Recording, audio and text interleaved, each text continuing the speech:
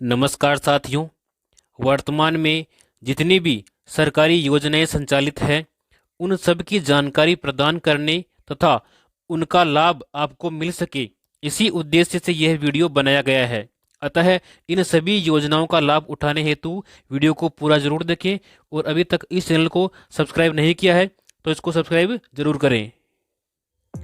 पालनहार योजना से राज्य के 6 लाख बच्चों के लिए आर्थिक सहायता भी उपलब्ध करवाई जा रही है। महिलाओं एवं बच्चों के स्वास्थ्य एवं पोषण की देखरेख के साथ उनकी सुरक्षा, शिक्षा, कौशल संवर्धन, रोजगार, उद्यमिता, साथ ही सामाजिक सम्मान, महिला हितैषी नीतियों के प्रभावी क्रियान्वयन सहित विभिन्न पहलुओं के प्रति सरकार पूरी तरह संवेदनशील है।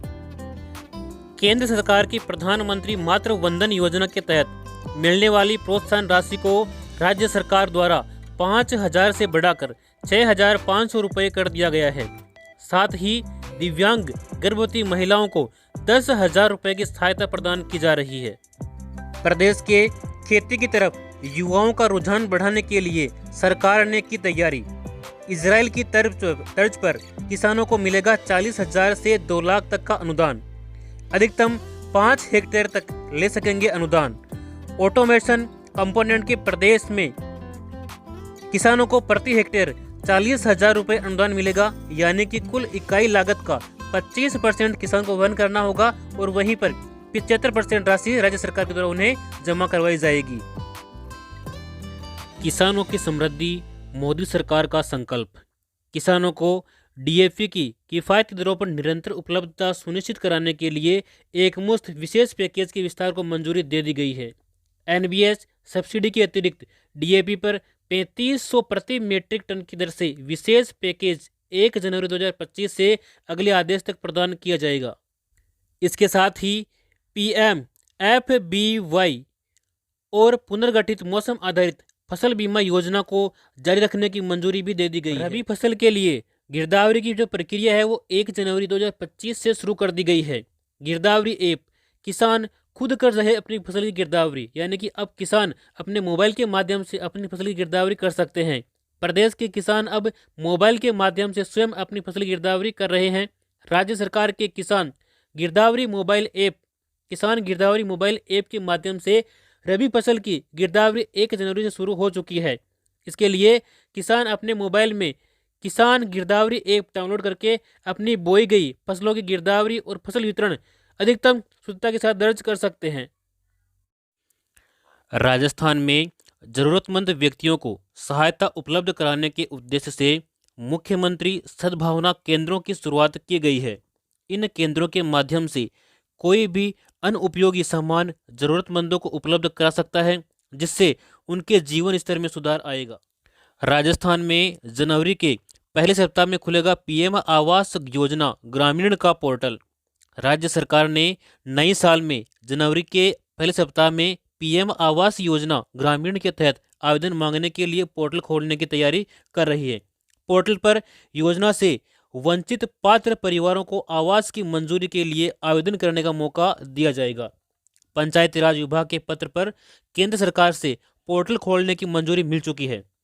विभागीय सूत्रों के अनुसार जनवरी के पहले सप्ताह में पीएम आवास योजना ग्रामीण का पोर्टल लॉन्च होगा। अब सर्वे के आधार पर ही जो जरूरतमंद व्यक्ति होंगे उनको आवास प्रदान किया जाएगा। मंगला पशु बीमा योजना 2025। इस योजना में आवेदन करके आप अपने पशुओं के लिए 5 लाख रुपए प्रति पशु के हिसाब से प्राप्त कर सकते हैं। देखिए, महत्वपूर्ण जानकारी। इस योजना की जो आवेदन तिथि है वो 13 दिसंबर 2024 से 12 जनवरी 2025 तक रखी गई है। यह पंजीकरण पूर्णतया ऑनलाइन प्रक्रिया के माध्यम से ही किया जाएगा। पात्र कौन कौन है इसके अंदर? यह योजना राजस्थान के सभी जन आधार कार्ड धारक पशुपालकों के लिए उपलब्ध है और पशुपालकों को कोई शुल्क इसके लिए देना नहीं होगा। बीमा कवरेज। इस योजना के अंतर्गत कुल 21 लाख पशुओं का निःशुल्क बीमा किया जाएगा, जिसमें शामिल है 5 लाख दुधारू गायें, 5 लाख भेड़ें, 5 लाख भैंसें, 5 लाख बकरियां और 1 लाख ऊँट इसमें शामिल किए गए हैं। पंजीकरण आप अपने मोबाइल ऐप से या फिर इसकी ऑफिशियल वेबसाइट से पंजीकरण कर सकते हैं। राशन कार्ड पर मिलेगा 10 लाख रुपए तक का लोन। जी हाँ साथियों, सरकार की इस नई योजना से बीपीएल राशन कार्ड धारक 10 लाख तक का लोन प्राप्त कर सकते हैं। इसमें आपको काफ़ी कम ब्याज दर पर लोन उपलब्ध हो जाता है।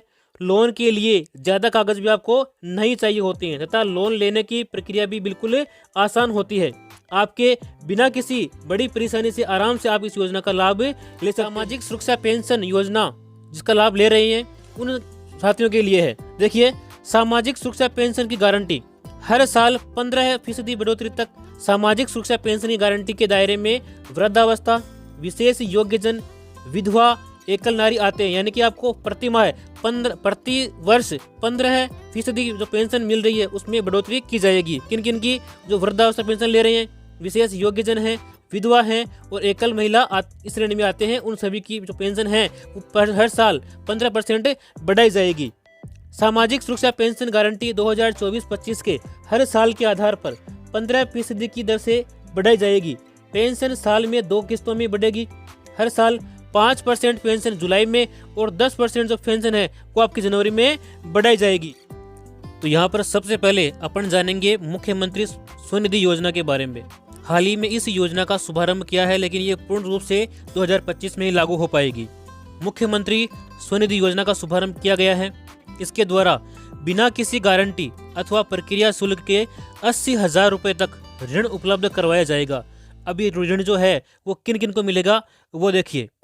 इसके तहत राज्य के शहरी क्षेत्रों में जरूरतमंद एवं असहाय परिवार के असंगठित श्रमिकों के साथ भवन निर्माण श्रमिक, हस्तशिल्प श्रमिक, ट्रांसपोर्ट वर्कर, केयर वर्कर, सफाई श्रमिक, घरेलू श्रमिक आदि को शामिल किया गया है। यानी कि इस कैटेगरी में जो भी आते हैं उनको बिना किसी भी गारंटी के इस योजना के माध्यम से 80,000 रुपये तक आपको ऋण उपलब्ध करवाया जाएगा।